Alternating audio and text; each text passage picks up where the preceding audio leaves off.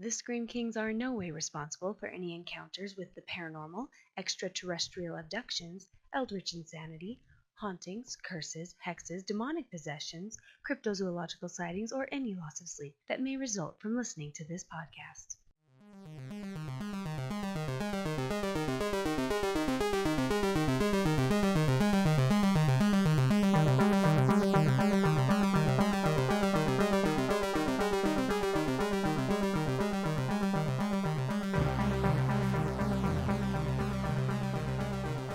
This is the Scream Kings podcast.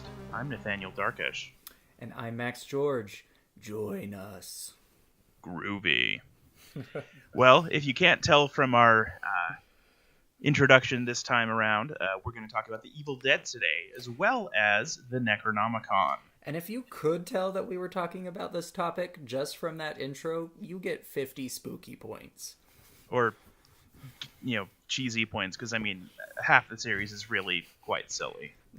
It's groovy is what it is, Nathaniel. It's groovy. Well, why not both? All right, we're going to talk about one of the craziest movies that I have ever seen. This movie still scares me so bad. The remake you're talking. Well, yeah, we'll get into the older versions. Well, so I guess let's start at the very beginning, just because it makes sense to start there, and then I guess move on forward, since technically the remake is also kind of a sequel, which we will get into in more depth. Before we do that, I just wanted to thank everybody for listening. We've had a huge listener kind of population come out of nowhere. I'm shocked. I know you're shocked. This is only our third episode, and we've had just such a great turnout of listeners. Yes, absolutely. And I love that some of these people that have been coming up are people that we don't know in real life, and so that's such a wonderful, exciting experience to see how this podcast is something that we're able to use to connect with people that we didn't know otherwise. Absolutely.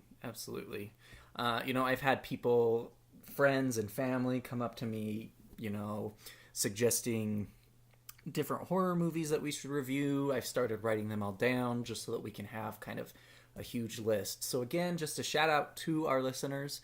If you think we should cover a specific movie or, a supernatural story or whatever you have heard, definitely let us know. We would love to get you guys involved more in the podcast and hear your spooky and supernatural stories. We would love that. Just absolutely love it. Definitely agree there. And, I'm going to extend that even to books and video games. It's definitely, topics that we also want to cover. Oh, TV shows as well. Really anything horror that interests you. I want to know about it. I want to, get involved. And, I love that this could be, a very back and forth kind of experience. Yes, you're just sitting there listening to us, but I love that, that we have the opportunity in this modern age to interact over Twitter or interact over Facebook or, really anything. Shoot us an email and we're happy to, find out more and have this be as much of a back and forth as it possibly can be. Absolutely. So I think we're ready to dive into this terrible movie. Are you ready? Yes, I am. And by terrible, I mean fantastic. Yes, terrible in the traditional sense of the word. Exactly. So what do you think we should talk about first? The original, Evil Dead 2, or the remake / remaster / sequel? Let's go into the very original. It's something that I'm relatively familiar with. One, from watching the movie, and then also I've read Bruce Campbell's book, If Chins Could Kill. Which he talked about the filmmaking process quite a bit for that film as well. So I know some fun facts from that too. Awesome. Yeah, let's start there. Start at the beginning. Might as well. Yeah. So I guess for starters, I just want to say that the original Evil Dead is surprisingly scary, considering it's extremely low budget and definitely screams extremely low budget. But regardless of that, there's some really good genuine scares in that movie. I agree. So I started out seeing the remaster, and so I just watched the original a few weeks ago, and I was very shocked at how well it holds up as a movie.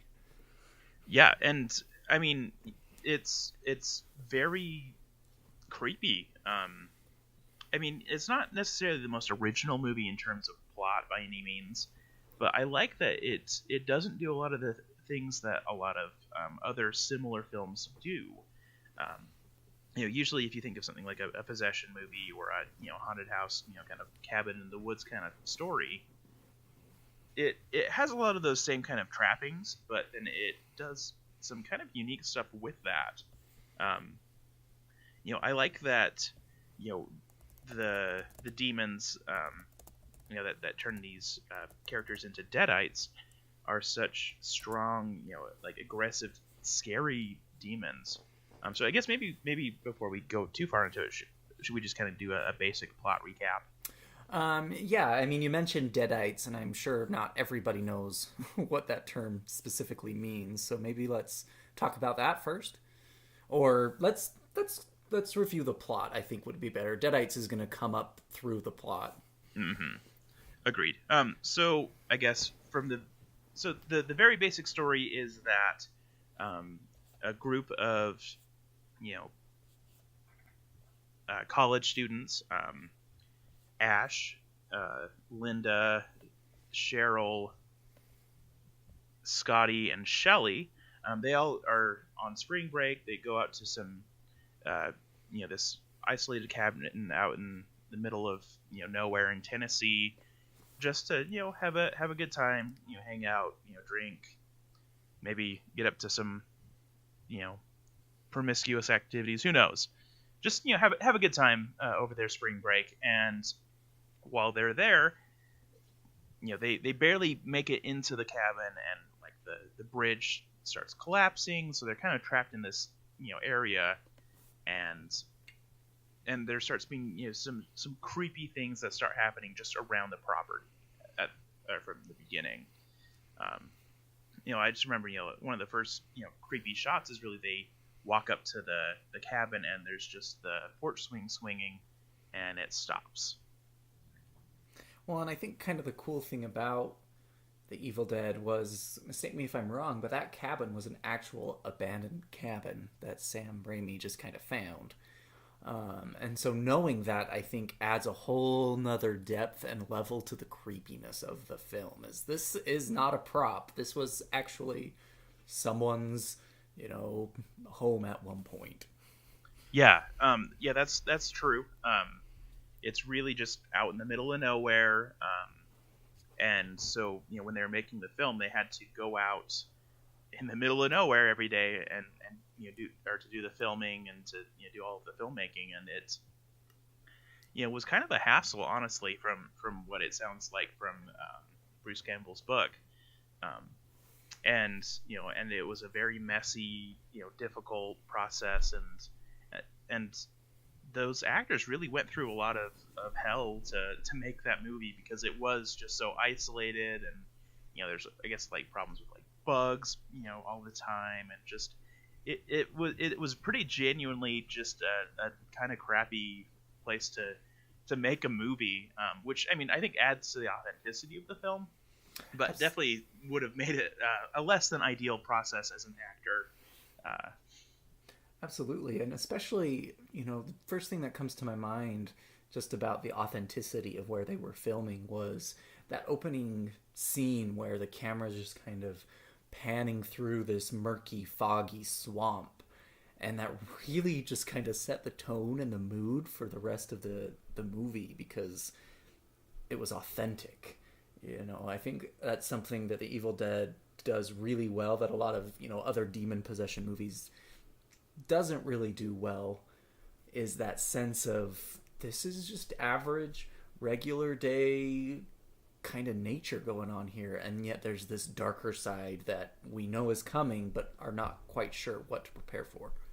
Yes, and speaking of what there was no way to really prepare for, so moving along with the story, this group of college these college kids, they are just hanging out, having a good time, they're having dinner, and then suddenly this trap door that leads to a cellar just flies open, and Ash and Scotty go down and just to see what's going on, and they find a book, the Naturam de Monto, a Sumerian version of the Egyptian Book of the Dead, and a tape recorder. Or, more commonly known to English viewers as the Necronomicon. Yes. So, definitely something that's going to come up a little bit more when we're discussing the Necronomicon. But yeah, it's this kind of weird amalgam of the Necronomicon from H.P. Lovecraft and also, some other things, this, Egyptian Book of the Dead, and different, kind of books that you may have heard of, both historical and fictional, that are associated with demon or dark god worship or something along those lines. And so this is kind of an interesting amalgam of them. And in the subsequent films, they sometimes refer to it as the Necronomicon, typically the Necronomicon Ex Mortis, and so it's kind of interesting that there isn't that much consistency with what exactly it's called, but the point of it is it's an evil book. Yeah, to say the least. Yeah, there's a lot of problems with it existing, and so I guess the next thing that happens is Scotty hits play on the tape recorder, and it's the voice of this archaeologist who is reading the incantations that are associated with basically the incantations found in that Book of the Dead, and it unlocks something bad. Something very bad. So typically not typically, according to various churches, there are different stages of demonic possession. MIOP. So M representing manifestation. Manifestation is a little bit different than what we typically consider manifestation to be. Manifestation in terms of demonic possession is when the entity is invited in, and whether that be intentionally or unintentionally. So intentionally is dabbling in black magic, trying to communicate with the dead, whatever your religious background is, any sort of satanic kind of processes. Ritual? Yeah, exactly. But then there's also unintentional manifestation, which could be negative thoughts that go astray, such as hatred or unchecked anger, suicidal thoughts, extreme guilt or sadness, kind of those negative emotions that can permeate more than just physiology. Or, according to most horror films that I've seen, that deal with demonic possession in some capacity, a lot of times it's, it's just, innocently just, playing with a Ouija board or something like that. Yeah, exactly. Just thinking it's a game, and then, oh no, it unlocks something way, way worse. Right. And so then after the manifestation begins, then the next stage is infestation. And so this is when the entity makes itself known to you. You feel that you're being watched. You hear knocks or scratches, whispers, kind of that poltergeist type of an activity. Generally, this is what people would describe as they feel that they're being haunted. And then after that infestation gains ground, it moves into the oppression. Oppression is really probably the worst part of demonic possession in my mind. This is where the mental aspects are starting to get attacked. People have disturbing nightmares, unnatural sexual dreams or desires, hallucinations, fears that may have been dealt with previously are brought up, weaknesses, guilt and grief are magnified. Basically, the entity is trying to oppress you into weakening your willpower. Yeah, just trying to make you feel like you're the worst person and unworthy to be, saved from its influence. Exactly. Just like the guy who read the Necronomicon in the movies. He should feel terrible because it's all his fault. Yes. And then after the entity kind of wears you out mentally and that willpower starts to wane, that's when the full possession occurs, where the demon enters into the physical aspects and starts taking control. And then you see this kind of split personality conundrum that you find in movies like The Exorcist and The Taking of Deborah Logan, and as a great example is The Evil Dead. Yes, but the kind of different thing about Evil Dead is that basically all of those first steps really take like 20 seconds, and then it's just full on possession mode. It really works different than so many other possession films in that, like, you can go from 0 to possessed very, very quickly, as long as one of the demons kind of reaches out its willpower and really just goes for you. You can just be walking down the road and suddenly you're possessed. And it's really interesting too, because it's kind of works differently. The demon that you see in the Evil Dead is what they call a Kandarian demon, and typically if a demon wants to possess you, it goes through those 4 stages. You see that in a lot of different literature. However, this one, it goes from manifestation to possession immediately, like you mentioned, but then also it can possess others by the mere touch, which is something you don't really see in horror movies nowadays. Yeah, with the exception of this series, it's really unique in that way. I want to note though that the Kandarian demon you see in kind of the original kind of movies, and in the new remake they change it from a Kandarian demon to the Taker of Souls, and I can kind of go into that a little bit more when we get there, but I just wanted to tease that out there. Yep. Definitely, it seems like the Evil Dead, the parts of that franchise that deal with Ash, it sticks more with the Kandarian demon and the Deadites, which I'll explain in a second. And then, the remake film Evil Dead, it has the Taker of Souls, which seems to be more of the devil itself as opposed to a specific lesser demon. Absolutely. So anyway, long story short, these kids are in this abandoned cabin. They find the Necronomicon. They read a passage, and then shit hits the fan. Yep. Basically, they just start getting possessed one by one. It starts with getting attacked by trees just while walking out to Cheryl, and then from there it just goes full blown. Everyone's possessed or is fighting off the possessed. And when you say attacked by trees, what you are really saying is the poor girl is raped by nature. Yeah. It's a really rough scene. Yes, it is. Very much so. So for me, when I saw the remake, the 2013 version first.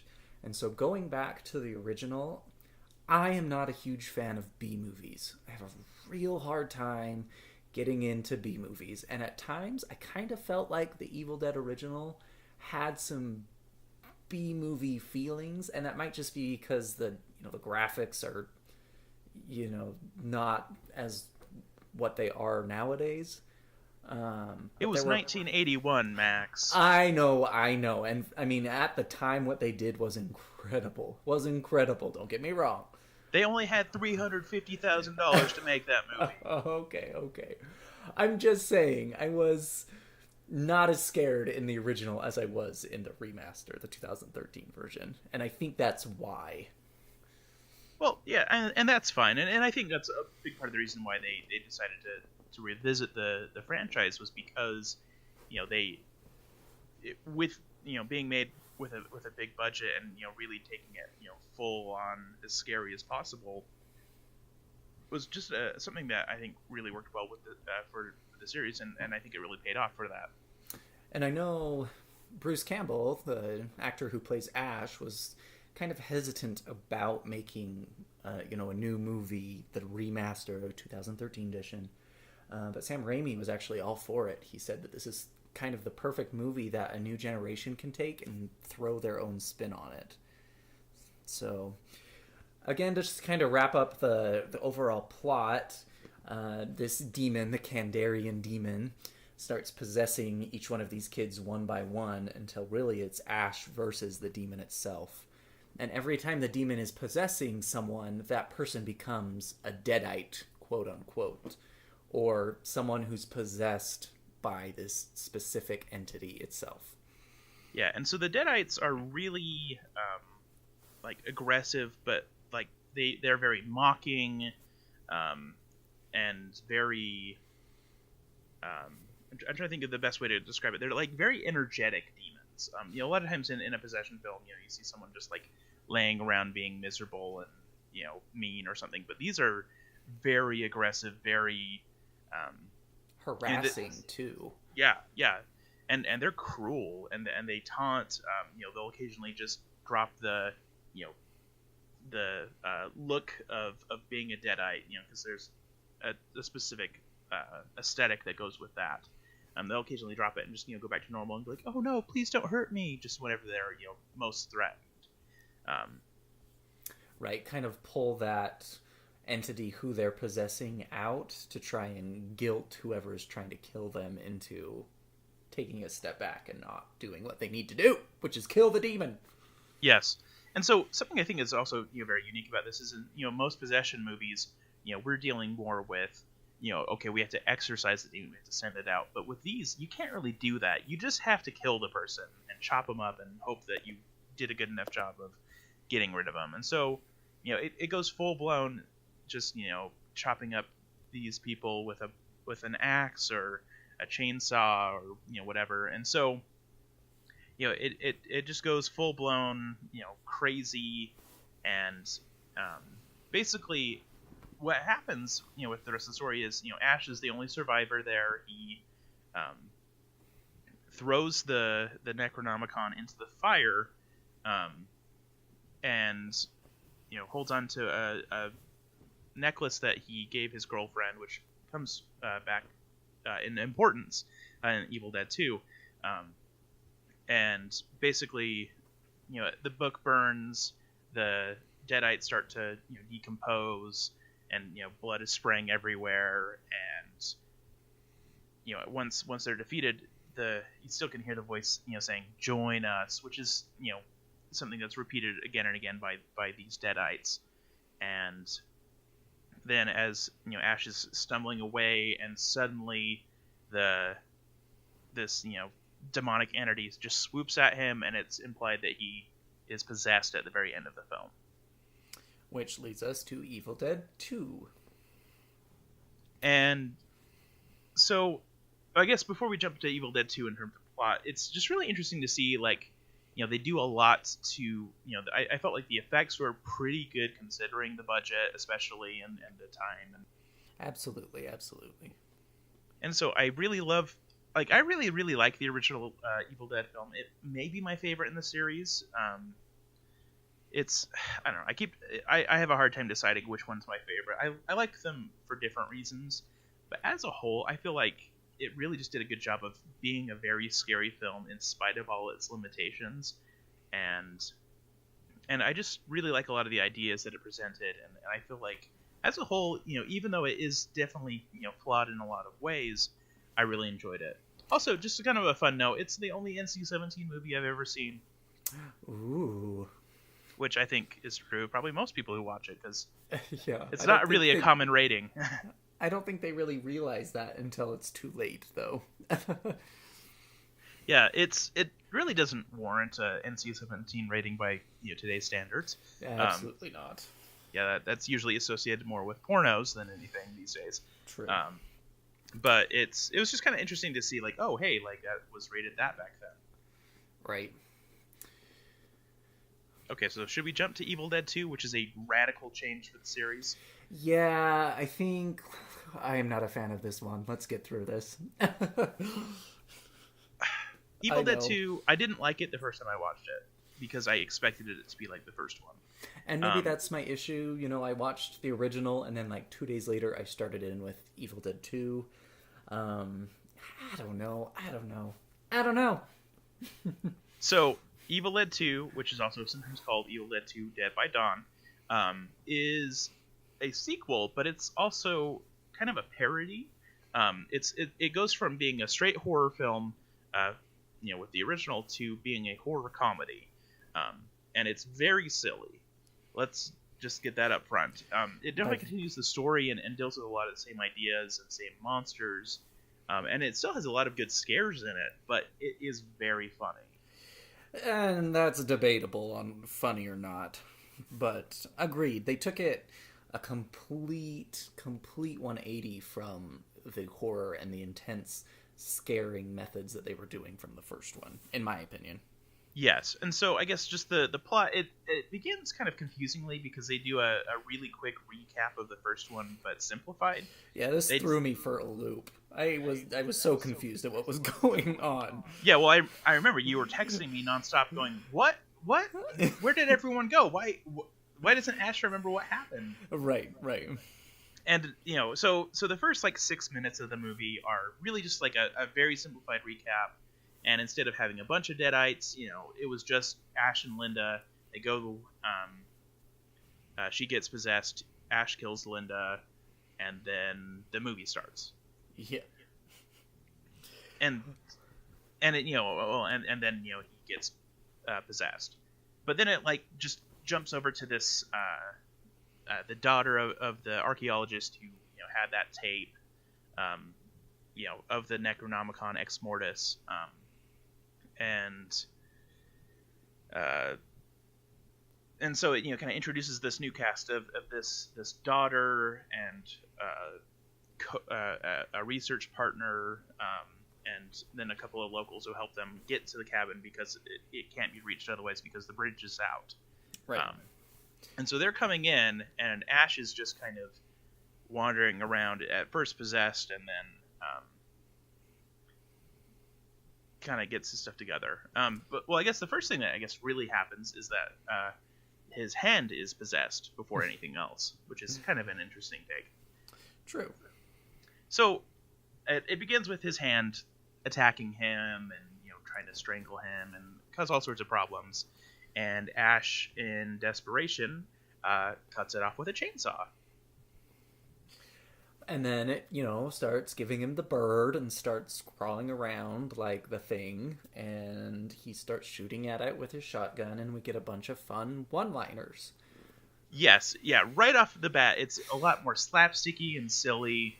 And, yeah, it feels almost like a really, gruesome version of, say, Addams Family as opposed to Evil Dead.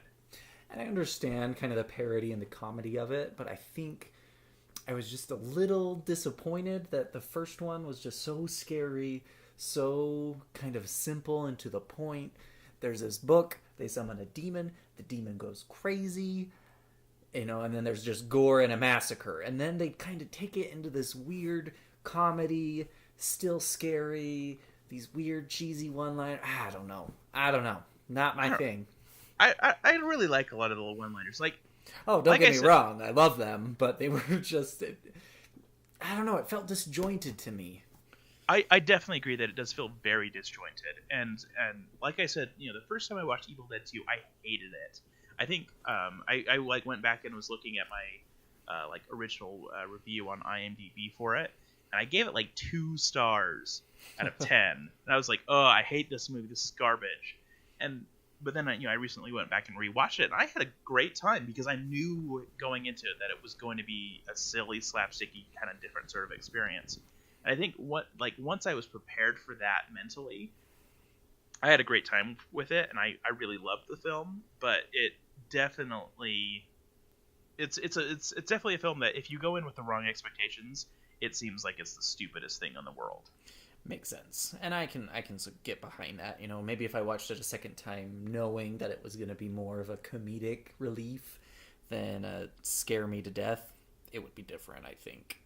Yes. And so I guess just, the plot really simply, so the 4 people show up and see Ash, kind of covered in blood in the cabin, bloody because he cut off his own arm, or his hand, and they freak out because they're expecting Annie is her name, the daughter of the archaeologist.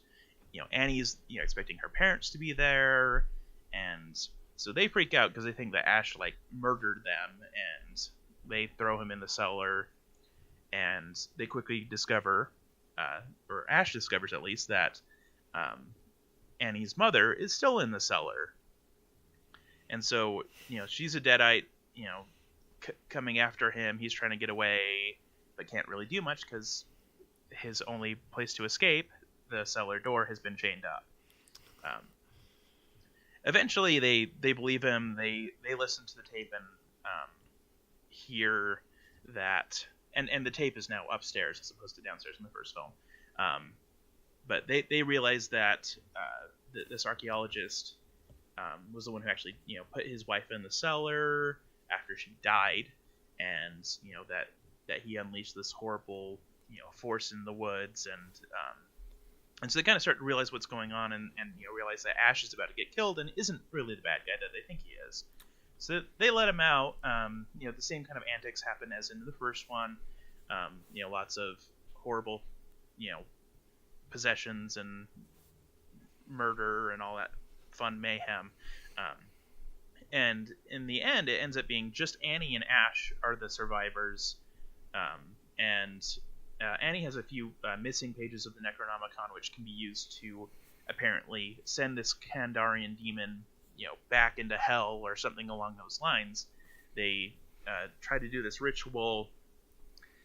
Annie may have died as a result of some wounds sustained by it. It's kind of unclear.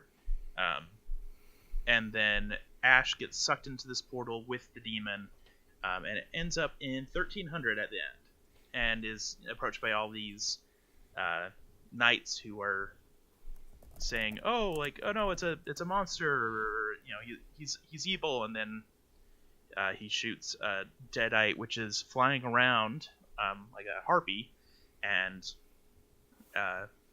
suddenly they realize that he's this hero that was promised, and one of those pages from the Necronomicon showed a picture of Ash with a chainsaw, basically, as this hero of old, and so now we know why, and that leads into the Army of Darkness, and I think we've kind of covered what we wanted to talk about with Evil Dead 2. It is very silly. I really like it now, but I definitely see why your opinion isn't as high, because I really didn't like it for a long time myself. So if we move on to the movie that still gives me the creeps, we watched it together a few weeks ago, and I guess, can I talk Army of Darkness very briefly? If you make it quick. Okay. So it basically the very gist of it is that Ash is back in 1300. He leads this army against this Army of Darkness, which is just full of deadites, and ultimately ends up getting pulled back to his time, and then starts working at S-Mart again. Oh gosh. And basically someone who's there that is as he's telling someone this story is a deadite and tries to attack him, and he shoots him. The end. And then we get to the crazy scary movie. Yes. So 2013 version of The Evil Dead. Yes, so this film is called Evil Dead as opposed to The Evil Dead, and it's kind of a reboot, and it's also kind of a sequel, which is kind of an interesting thing for that to happen. Right, so again, this one came out in 2013. It's got the same general plot as the original. However, this group of kids are now coming to an old family cabin, and the main character, Mia, is trying to go through a drug cleanse, trying to quit cold turkey. And so her brother and his friends are all there with her, trying to help her kind of overcome all of the withdrawal symptoms. Yes, she is a heroin addict, and they're trying to help her kick that habit, because that is not a good one to have. Yeah, I mean, not good at all. Not good at all.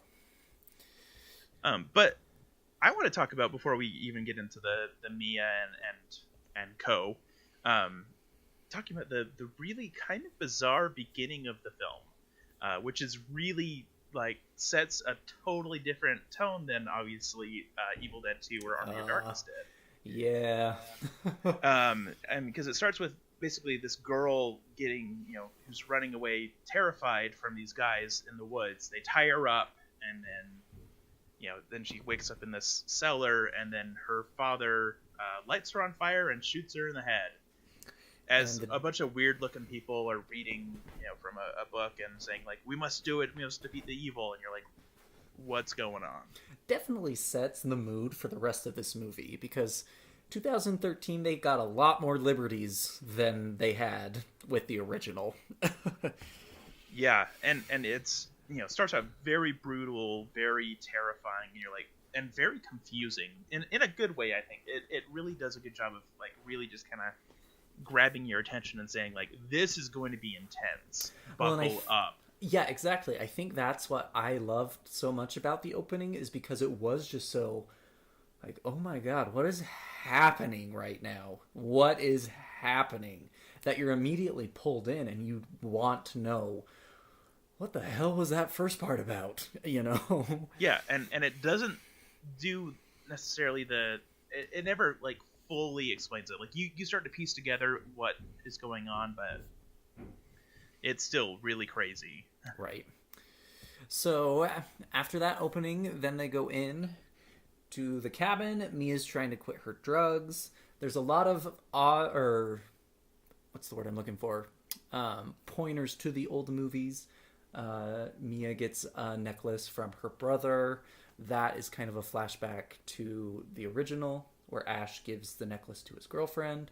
Oh, and I guess something that I forgot to bring up with my plot summary is that necklace that he gives to his girlfriend actually helps him become unpossessed in Evil Dead 2, because there's a while where he's running around in Deadeye attacking them too, and it saves him. And I think that's kind of that homage to the idea of, love can overcome evil. You have this item that signifies this huge, positive emotion that it can overpower the demon possession, because you'll see that in the remake as well. After all the blood and gore, Mia holds on to that necklace as kind of a beacon of hope for her. Yeah, it's supposed to, like, help her focus her will or something like that. Exactly. And so then we start the movie. Similar to the original, they end up going into the basement where they have all of this crazy black magic stuff hanging up. Yeah, dead cats, dead animals, inverted crosses. And both you and I, when we saw this part, was like, this is the part of the movie where if we were in this situation, we would say, okay, let's find another cabin. Yeah, like, sure, it's their family's cabin, but clearly, someone's come in here. And, I mean, when they first walk into the cabin, there's, like, a big blood stain on the floor, and they're like, oh, someone broke in, that's weird. Yeah. But then, like, oh my gosh, like, clearly some witchcraft, weird crap's going on. If there's dead cats hanging from the ceiling, you leave. You get out of there. But anyway, they don't. And my favorite character of them all, Eric, the idiot, finds the Necronomicon, brings it upstairs, and is just like, ooh, this is interesting. Let me flip through it and see if I can read anything. Yes, and so actually this time around they call it the Naturum de Monto. So True. A third version of basically the same thing, but not quite. I don't know. It's really interesting that Evil Dead has this Necronomicon, lore throughout it, but each time it's a little bit different. And a big thing to note too is the demon that is in the 2013 remake is not the same demon that you see in the original. It's not that Kandarian demon. It's actually based off the Islamic idea of the Christian's devil, Shaitan or Shahatin, depending on how you say it. I'm probably screwing up the pronunciation terribly. But this demon is much more sophisticated, I guess you could say. It's not as erratic, not as taunting. It taunts quite a bit. It does, but not compared to the original where it's almost a humorous taunt. I don't know. To me, this demon is much more malicious. It knows what it wants, and it knows how to get it. Yes, and the stuff that it gets them to do when there's some possession going on is really, really messed up. I mean, it's the taker of souls. The whole point of this demon is it needs to collect 5 different souls, and once it does, it can create the abomination, according to the Necronomicon in this movie. And the abomination, is kind of the living physical embodiment of evil, which makes an appearance at the end of the movie after all the blood and the gore. Yes, and so one thing also I think is really interesting, as this Eric character is reading, um, this book and ultimately lets it loose on them. I just love that like written in red ink or blood, maybe it's unclear, all around the original text is stuff like, don't do this, this is a bad idea. And then like later on when it's showing people being possessed and stuff, it says like burn the witch and all that kind of stuff. And so it's like it's very clear that it's there's warnings just like it in red right next to the text that he's reading. So it's like maybe not the best decision. As much as I think Eric was an idiot, if you look at my library and see all of my demon books that I own, I'd probably be the one being like, ooh, let's read this book out loud so everyone can hear about it. Yeah. That's me. That's basically me. That's, yeah. There might be a lesson for here for you, Max. Whatever. I'll deal with it. So, for me, this is one of the scariest movies I think I've ever seen. When I first saw it, I did not know how intense it was going to be. And, I gauge how scary a movie is on the basis that if I get the creeps or have the weird, like, what's following me after I watch the movie, that's a good scary movie. And even, a few weeks ago, we watched this together, and we both were like, oh, it's not as bad when we watch it together, and it's the second time. But later that night, both commented on, I kind of got a few creeps going on here and there. Yeah. I mean, I went over to your place, and then, like, when I got in the car, I was like, I feel like there's something behind me in the car. Yeah, I was laying in bed, just like, possessed Mia's underneath my bed, and she wants me to join her. Yes, it's... And, I don't know what it is about this that was so scary. I mean, it's very gory, but gore is everywhere. In horror movies, you see it all the time. And demon possession, I love demon possession movies. They're my favorite type of horror movies. You have The Taking of Deborah Logan, you have The Possession of Michael Keane, you have The Exorcist, Deliver Us from Evil, The Last Exorcism, all of these awesome possession movies, and they still don't get me like this movie gets me. I don't know what it is about it. Yeah, I really can't pinpoint it either. It's just, I mean, I think maybe what it may be is just that when we're dealing with the possession, it goes further than a lot of those movies do. Like, you see them do some really messed up stuff in a lot of other possession movies. Vomiting and, spider walking and all sorts of weird stuff. But this movie, Mia freaking cuts open her tongue with a razor blade while she's possessed. And not only does that, but then proceeds to sensually lick the other poor character from, like, the foot up through her bosom, and then, like, Frenches her with this newly cut bloody tongue. Ugh. Yeah, it's intense. If we haven't emphasized this enough yet, this movie is gruesome and very intense. And and thinking about it just now, I think that depravity of the movie, of just like, there's no sense of holding back from this demon. It just does whatever the hell it wants. Pun intended. But to make a long movie short, the demon starts taking the souls one by one. At the end, well, I guess, like, I think it's really interesting to kind of bring up that it actually gets Mia first. Right.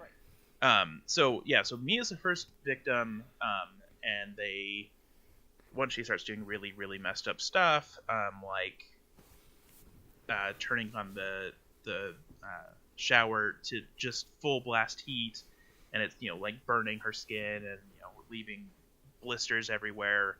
Once they get her away from that, then she starts just attacking other people. She attacks another character, Olivia, and then ultimately, and they also find a dog that they brought up with them, just dead and dumped underneath the shed. And so, and that was, this dog that Mia absolutely adores, and it sounds like it was, their dog growing up. So, and so all of this depravity happens. Olivia's the first one to kick the bucket, and then Natalie goes, and then Eric, and then it's kind of in this weird David Mia mix where David. And to clarify, David is Mia's brother. Yes. And in the Necronomicon, it gives 3 different ways that this demon can be destroyed. And that's death by fire, so the person who's being possessed has to be burned alive, buried alive, or dismembered. And so David gets this idea where he jerry-rigs his own AED machine, captures Mia possessed, and kind of buries her alive, waits for a little bit. With a bag over her head. Yeah, with a bag. Physiology. This is my science degree, starting to cringe. Buries her alive, and then when he thinks she's dead, unburies her, uses the AED machine, and brings her back to life. And so that way he killed the demon but saved Mia. And it doesn't make sense, but the movie's so damn scary, you don't really care. Yes. And then from there, basically what happens is David goes back into the house to help get or because he goes in and is trying to basically light the house on fire. He's pouring gasoline everywhere, and then Eric, who we thought was dead already, comes up possessed and attacks him, and then he shoots the gasoline can and blows it up, and so so he and Eric are then dead. The demon claims their 5 souls, and thus the abomination is born, and it starts raining blood. It's raining blood. Opposite of hallelujah? Yeah, but opposite of hallelujah. We'll have to see what that word is. And then it's this struggle between this kind of zombie demon skeleton creature that resembles Mia versus Mia in this blood rainstorm. Yes, and she defeats it with a chainsaw. Of course. And, wanders off into the woods,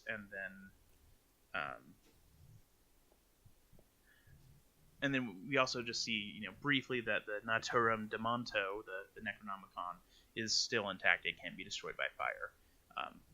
And then post-credits, we see Ash say Groovy, as he does in several of the Evil Dead movies, and then it cuts to black. Which has been said that's Bruce Campbell's kind of stamp of approval. Yes. And I mean, he was one of the producers of the film, so it makes sense that he would... True. So one thing, I guess, before we get too much into what worked is in terms of it being scary and all of that, is that I really like there's some really fun tributes throughout the film. So we already mentioned the necklace. Both Mia and also another character.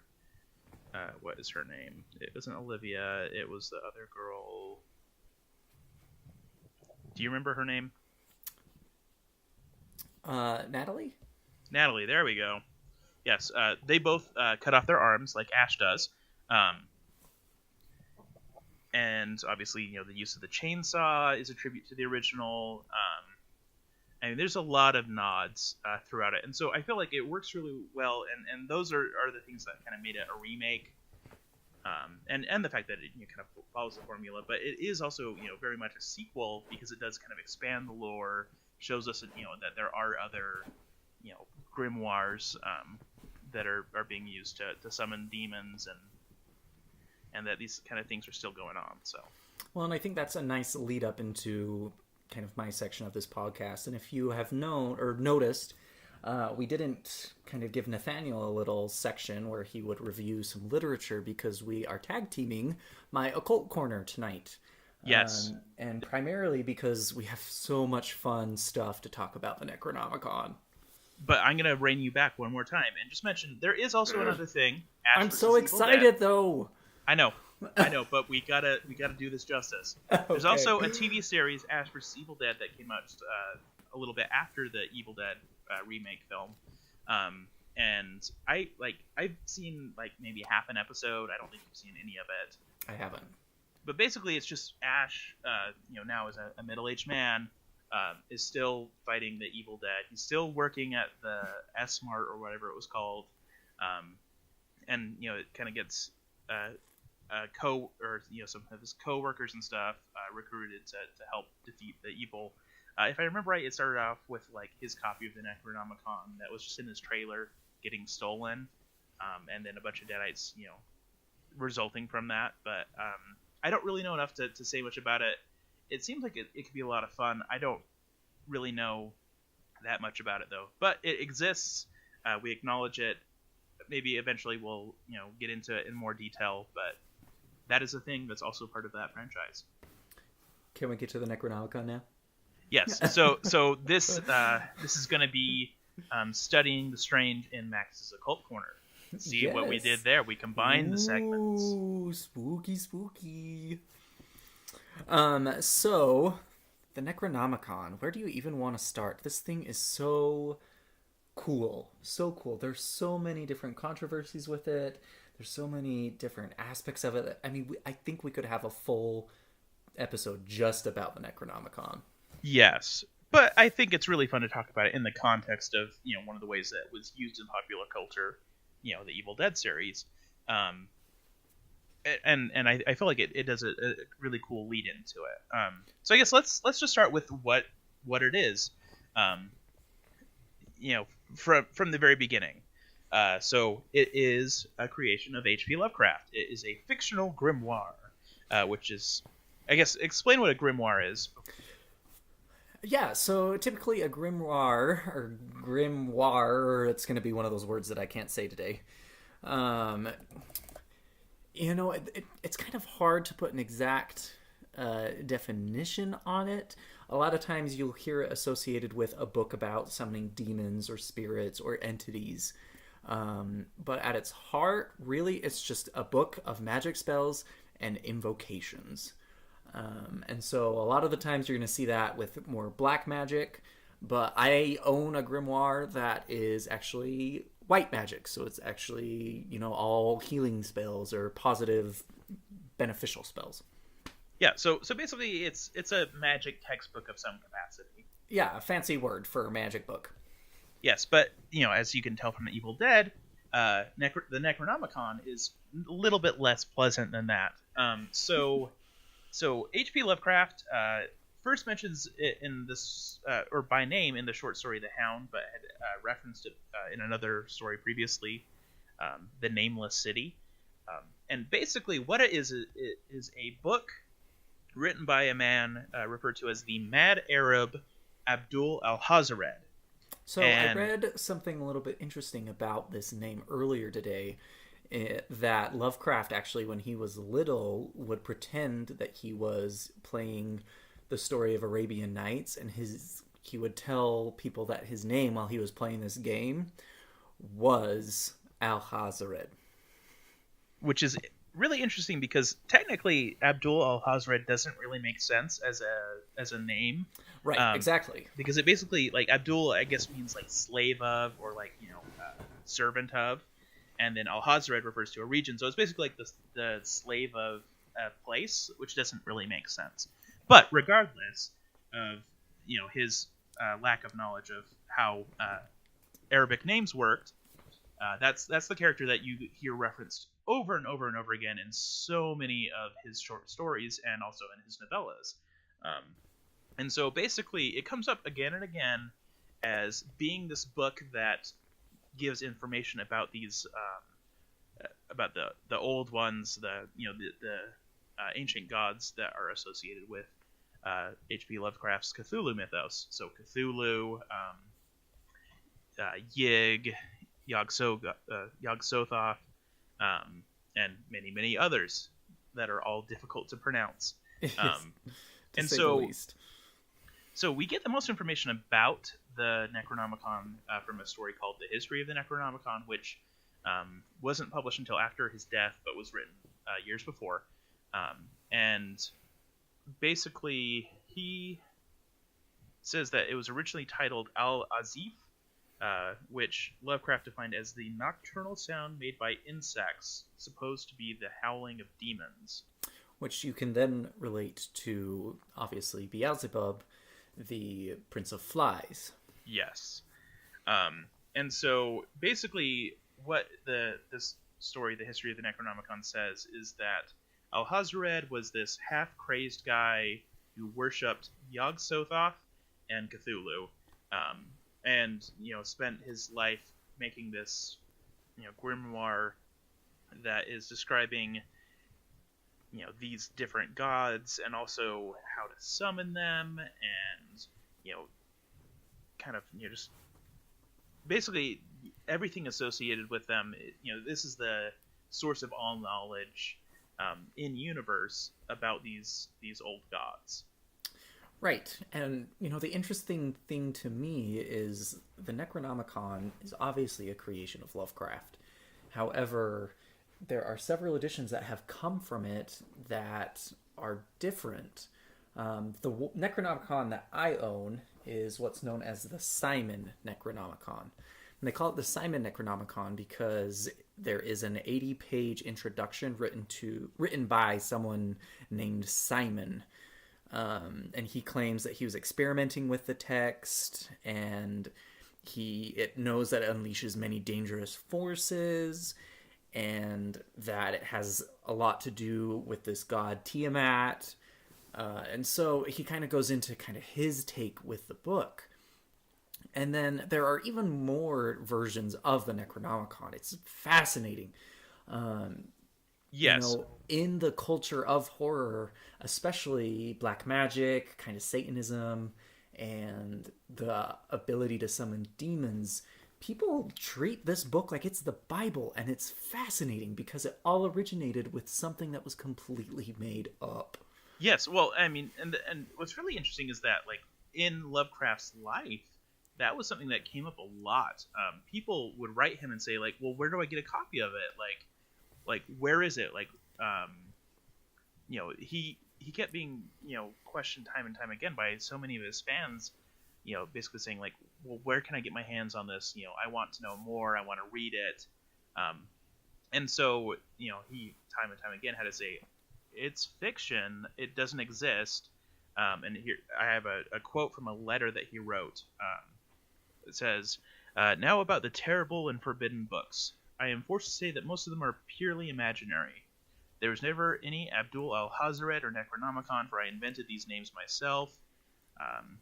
And then just jumping ahead a little bit. As for seriously written books on dark, occult, and supernatural themes, in all truth they don't amount to much. That's why it's more fun to invent mythical works like the Necronomicon and the Book of Ibon, which is another book that he references in his texts. Exactly. And so you get things like the Simon Necronomicon, and this book kind of pulls... I mean, I want to get my hands on a Lovecraft Necronomicon just so I can compare the two. Because the one... Well, it doesn't exist. Right, and that's the thing. The Simon Necronomicon pulls from all sorts of different fields. I mean, you get Christianity, Wicca, Satanism, Sumerian mythology, Babylonian mythology, Assyrian mythology, Chaldean mythology.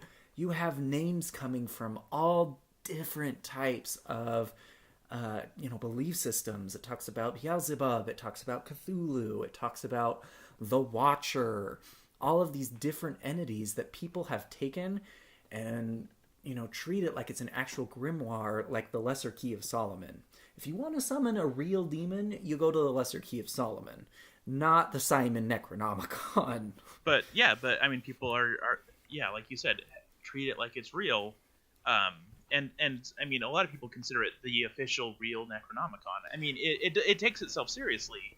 It's written as though it is the Necronomicon that H.P. Lovecraft talks about, which is funny because it actually doesn't have a lot of the stuff that H.P. Lovecraft quotes in his stories, but it's basically like H.P. Lovecraft and Aleister Crowley are kind of the two things that the Simon guy really pulled from to make it. But yeah, it definitely is written as though it is a real text. Well, and it is very intense. I mean, I read a ritual to summon Tiamat. It's actually not to summon Tiamat. It's to enchant Nathame. And Nathame is just a ceremonial knife that you use in kind of magical rituals like this. And this enchanted knife will summon Tiamat. However, in order to enchant the knife, do you know what you have to do? What? Human sacrifice. 11 men need to be sacrificed in order to enchant this knife. Like, this book is crazy.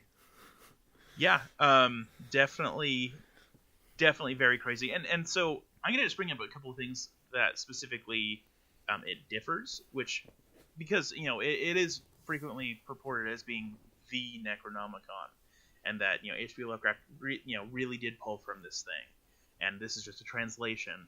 So I'm just going to bring up a few things that set it apart, because it's because the Necronomicon, the Simon Necronomicon, uses a frame story, the testimony of that mad Arab, right? So it's supposed to be like Al-Hazaret's writings. Exactly. Yeah, it's like his journal, so to say. Yeah. So that's clearly an attempt to make it seem legit, but. Yeah, it's really interesting because it's not anywhere near as long as the Necronomicon in H.P. Lovecraft stuff. In the short stories, it has like a quote somewhere that is supposed to be from like page 751, and the Simon Necronomicon is like 250 pages. Let me double check. I've got it right here. It's 218. Yeah, so nowhere near as long. Yeah. And also, there's some stuff that's specifically in H.P. Lovecraft's works, such as like a rhyming couplet that shows up in a couple of stories, which is considered the much discussed couplet. That is not dead which can eternal lie, and with strange aeons even death may die. Which sounds beautiful. That's poetry right there. Oh yeah, I mean.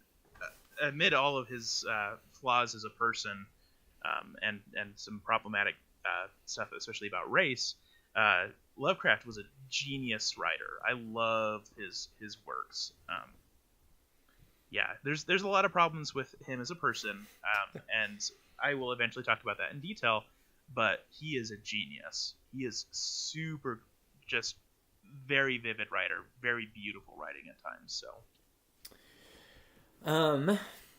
I mean, really, I think the Necronomicon to me is so fascinating because of what it started out as and what it has become. It started out as a work of fiction, and now people swear by this book. I mean, I would not be surprised if I met some black ritualist who performs rituals based on a fictional book. To me, that just speaks volumes about the supernatural and about horror in general.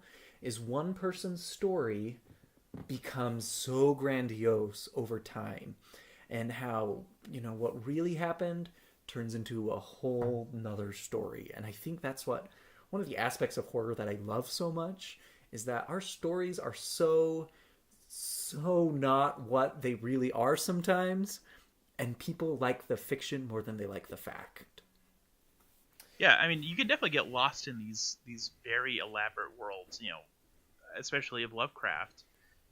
There's a reason that he's had such an enormous influence on all of horror today, and it's interesting to see how, it's. I mean, this Simon Necronomicon has come up in murder cases. Right. It was evidence, for a couple people who committed murders for satanic human sacrifices. And that was evidence that they had a copy and that they were doing rituals from it. So that happened. I mean, it's kind of like the reference of the Slender Man. This story that started on Creepypasta. Creepypasta is a website where people can write in horror fan fiction. Some of it is garbage, and other stuff is actually really good.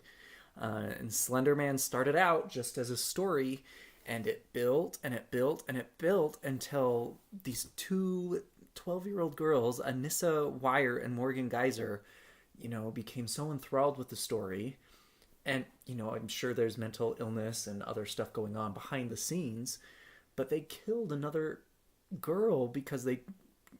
Didn't she live? Let me look at At least tried to kill another girl. But yeah, at least I thought that she had survived. Anyway, the point of the story being is that they did this because they said that Slender Man, this completely fictional being, told them to do it. Yes. And it just blows my mind. I think it's fascinating. Fascinating. I agree. And I think that's really a worthwhile talking point because, a lot of times, horror gets this very strong stigma attached to it because things like this happen. But I mean, really, what that boils down to in that situation is probably mental illness. A lot of times people are looking for an outlet to do something bad, and they'll cling on to anything that makes them, feel comfortable with that. And so, regardless of something being horror, or you hear this all the time with video games, like, oh, violent video games make people do school shootings or something like that. No, people are going to do what they're going to do, and sure, like they might pull from something like a horror novel or a fictional grimoire or a thing on the internet like Slender Man, and they're going to pull from those things and maybe use that as the model or the inspiration for how they do something bad. But regardless, there are other problems going on. And so I like to point out that regardless of some bad things that happen because, of specific horror things, I want to say that it doesn't happen because of those things. It happens because people want, an outlet for their violence and aggression, or their whatever it is that they're dealing with in their life. And so I'm a big proponent of saying video games and horror writing and horror fiction in any medium do not cause these bad things to happen. That's something I feel very strongly about. I feel like horror is an opportunity to explore these ideas of good and evil in a safe space, and explore ideas of death and something I've heard a lot from like writers of YA horror fiction, such as I'm blanking on his name. Give me 1 second. Well, and I think this is a great segue too for something I wanted to mention, primarily about demonic summoning and kind of demon worship, which a lot of people attribute to Satanism. And I am a proponent that all religions have a kernel of truth in them, and that belief systems are beautiful because they help us cope with stuff that we're struggling with in the world. And if you really get behind the scenes of what true Satanism is about, it has nothing to do with, human sacrifices or baby sacrifices or animal sacrificing even. It's all about empowering oneself. It's more of an atheistic type of a spirituality. And again, referencing back to your point, I think, whether it be Slender Man or the Necronomicon or demon ritual or demon worship, I think because it has kind of this occult aspect to it, this kind of creepy stigmata to it, that people automatically assume that if you research into that, or you look into that, or somebody who believes that or practices that you're inviting darkness into your life. And that to me is absolutely false. Belief systems are varying. Objects have as much significance as we put on them. And I think the Necronomicon is the perfect example of that. Mm-hmm. And like, I will say that, I do believe that there is evil, and I mean, I agreed. And I have a strong belief in kind of the traditional Christian perspective of the devil being a real entity. That's my personal belief, and I believe that that these kinds of things can be if you're seeking these kind of, if you're seeking out evil, if you want, evil in your life, I believe that demonic possession, for example, is something that can really happen. And I mean, there's definitely going to be, arguments on either side about, if that is real or not. That's something I personally believe does really happen in the world. And so, I mean, there's definitely times where there can be really awful things. And also, like you said, there is the Church of Satan, like you mentioned, Right. which is a atheistic organization. And then there's also Satanists who want to do evil things to celebrate the devil. And so it's kind of different. So it's really interesting how even like one word, Satanism, can mean different things. Right. And again, you're going to find, true evil to me can be found in everything. You don't have to be a member of the Church of Satan to be evil. You could be a Catholic, you could be a Jew, you could be an atheist, you could be a Mormon. It doesn't matter. Evil is evil, and you're going to find it everywhere you go. Yes. So to wrap up, do you want me to read a part of the book? Yes. Okay. But no summoning demons. Okay. I mean, it's all fictional, so, Yeah. The part I'm just saying, if this ends with like demonic screams, I'm going to be very upset. All right, well, burn some white sage. I've got mine already going. Okay. I'm weird like that. But the passage that I wanted to read, it's called The Conjuration of the Watcher.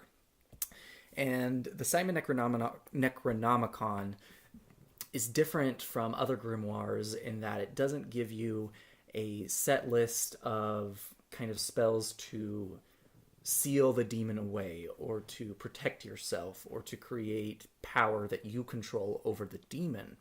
And I think that's why it's a little bit scary, is it doesn't give you any of that. So you summon the demon and you're at the mercy of the demon.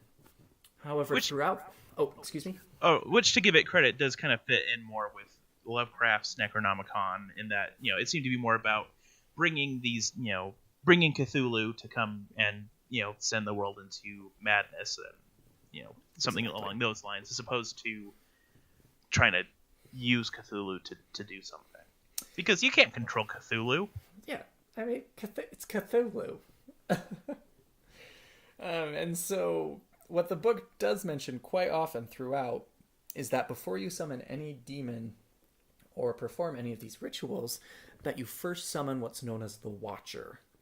And the Watcher is a spirit that will protect you and your circle being kind of the method or the setup of the ritual. And it is required that you summon it before attempting any of the following rituals throughout the book. And so this Watcher is kind of watching you, so to say, and is supposed to stop you if things get crazy, or in some aspects of what I've read, trick you into keep going in that type of regard. So, are we ready? Okay, if anyone's listening and they're going to get freaked out of this part, maybe skip ahead a few minutes or burn some white sage. I'm a big proponent of white sage. But only white sage. None of those other colors. Yeah, get those other colors out of here. All right. So this is on page 72 of the Simon Necronomicon. The invocation is to be made during the course of any ceremony when it is necessary to summon the Watcher to preside over the outer precincts of the circle or gate. The sword is to be thrust into the ground as before in the northeast section. But the agamas saratu is not necessary, lest thou hast not made sacrifice to thine Watcher in the space of 1 moon, in which case it is necessary to sacrifice to it anew. Raise the copper dagger of Inanna, of the calling, and declaim the evocation in a clear voice, be it loud or soft. Iamas saratu, I conjure thee by fire of Gira, the veils of sunken Valurni, and by the lights of Shamarash, I call thee here, before me, invisible shadow, in beholdable form, to watch and protect the sacred circle, this holy gate. May he of the name unspeakable, the number unknowable, whom no man hath seen at any time, whom no geometer measureth, whom no wizard hath ever called. Call thee here now. Rise up by Anu, I summon thee. Rise up by Enlil, I summon thee. Rise up by Enki, I summon thee. Cease to be the sleeper of Engura. Cease to lie unwalking beneath the mountains of Kur. Rise up from the pits of ancient holocausts. Rise up from the old abyss of Nar Maratu. Come by Anu, come by Enlil, come by Enki. In the name of this covenant, come and rise up before me. And that's it. That gave me goosebumps. I think this is a clear sign that we didn't learn anything from watching the Evil Dead movies, as they literally like record it and play the tape, and that was enough to like get crap to hit the fan. So oh, that was awesome. I've never read something like that out loud. That kind of gave me chills. Well, maybe you found a new calling as the audiobook narrator of various grimoires. All right. Anyway, that's really all we had for you guys today on this episode. We realize it's kind of gone a little bit longer than we have in the past, so we just wanted to thank you for staying with us this long. Clearly, this is stuff that both me and Nathaniel are so passionate about. We love this junk, and we love sharing it with you. And with saying that, we love for you guys to share with us. So again, if you have any crazy stories, any supernatural tales, any movies you want us to review, any short stories, video games, TV shows, Stranger Things is coming out in a couple of days and I'm so excited. So if you want us to review that, let us know. Speaking of which, so we're going to be going to FearCon in Salt Lake, which is the 27th to 28th of this month, the month of October of 2017. So I guess if you're going to be there, obviously come and say hi. We will be wandering around. We'll be the people shamelessly plugging our podcast everywhere we go. Exactly. So if you just say, hey, have you seen some weird podcast guys who are wandering around? and we'll be those guys. But there's definitely one problem with us going, in that Stranger Things comes out on the 27th, so I can't watch it all day. What the crap? Well, we might just have to watch a few episodes and do like a little short episode. Maybe we'll live record it. I don't know if we can do that, but we'll try. Or maybe we'll, I don't know, live tweet some reactions or something. But with that, we are going to do our best to record a couple of new episodes, because we will have, we'll be staying in Salt Lake in a hotel, and so we will have some time in the evening to probably do some recording. So hopefully our release schedule will suddenly become a little bit more normal. Yeah, it's been a little erratic, but thank you for sticking with it. Yes, and if you can tell from my voice, I'm barely keeping it working due to illness and my current work schedule, which involves a lot of phone work, and so stuff like that, and just personal stuff in our lives that have definitely kind of thrown off our schedule, and also just we're still finding our footing. But we promise we will eventually have a consistent release schedule. I'm hoping like every 2 weeks, but we will see about what that ends up being. And again, please review our podcast. That really helps us get us known and kind of out there in the podcasting community. You can find us on iTunes, on Podomatic, on Stitcher, pretty much any listening application that you use for podcasts. You can also check out our Twitter page, our Facebook page. We're all over the place. Yes. Also, if you are big into Reddit, I think it might be a good way to spread the word. So if you're a big Redditor and have the karma that gets sharing stuff noticed on Reddit, that could be a cool way to share us as well. And for me, just to wrap up, you mentioned that I should be a voice actor for grimoire reading. And actually, I have been invited to participate in another horror podcast as a voice actor. The podcast is called Monsters Out of the Closet. It's a horror podcast that proudly features spooky and strange stories, songs, and other creative content from diverse LGBTQ voices. It is going to be so fun. I'm so excited. I just did my first recording earlier this week, and their first episode comes out on October 31st, Halloween. So if you like the sultry tones of my voice, you can get more of it on October 31st with this new podcast. Yeah, you hear that sultry LGBTQ voice in more than one place.